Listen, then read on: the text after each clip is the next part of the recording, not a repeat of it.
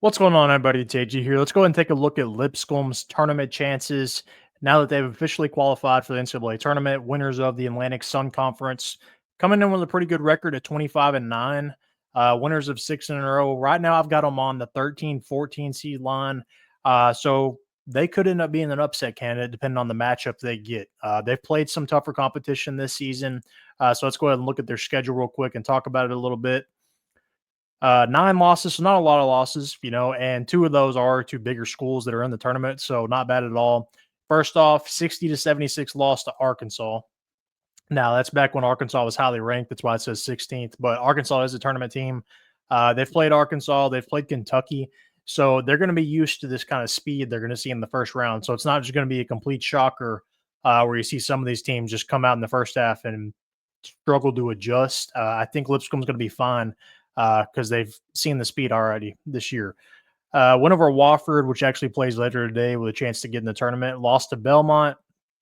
Not a very good loss there. Same thing with Western Kentucky, but lost to Kentucky here. Now, it's a big loss by about 30 points, but again, seeing that speed already is going to help you. Went over Chattanooga. Chattanooga, a team with a pretty good record this year. Southeast Missouri State was first place in their conference as well. Lost to Middle Tennessee. Lost to Queens. So those are kind of questionable losses, as well as the losses they have in conference play. North Alabama, Eastern Kentucky. But they get to the tournament, and then they kind of go on a run here. All right. They get a win over Central Arkansas by about 20. Queens, they make up for that loss, win by 6, and then they beat North Alabama by about 10. That was actually a pretty good game, but at the end, it kind of came down to the foul trouble for North Alabama. But stat-wise, they've actually got a lot of guys putting up some pretty good numbers. Let me show you guys this. So they've actually got some guys putting up pretty good numbers. They've got 5 guys that reach double digits every game.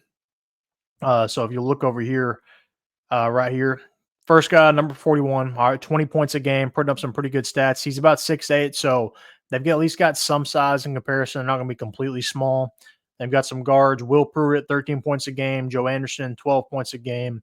And then 11 and 10. So they've got 5 guys reaching double digits, which is going to help you because come tournament play, if your best player is off, you need somebody to step up and put up some points for you. So I think Lipscomb is going to be able to do that because they're going to have multiple guys that can score. Now, it's going to depend on, obviously, their first-round matchup. But if they can get a good matchup, I think they might be kind of a good pick there, depending on who they get it when they're probably going to be at 13 or 14, depending on what seed they get and who they get matched up with in the first round. I kind of like their chances to maybe upset somebody if, they run into somebody like a Kentucky that's got a lot of injuries, something like that. Now Kentucky will be huge compared to them. I know they've already played them, so that wouldn't happen. But, like somebody else that maybe isn't as big, if they can somehow get a good draw, I like their shots there. But what do you think of Lipscomb's chances? Are they going to be a Cinderella? Can they win in the first round? Let me know. Comment down below. Make sure to like this video and subscribe.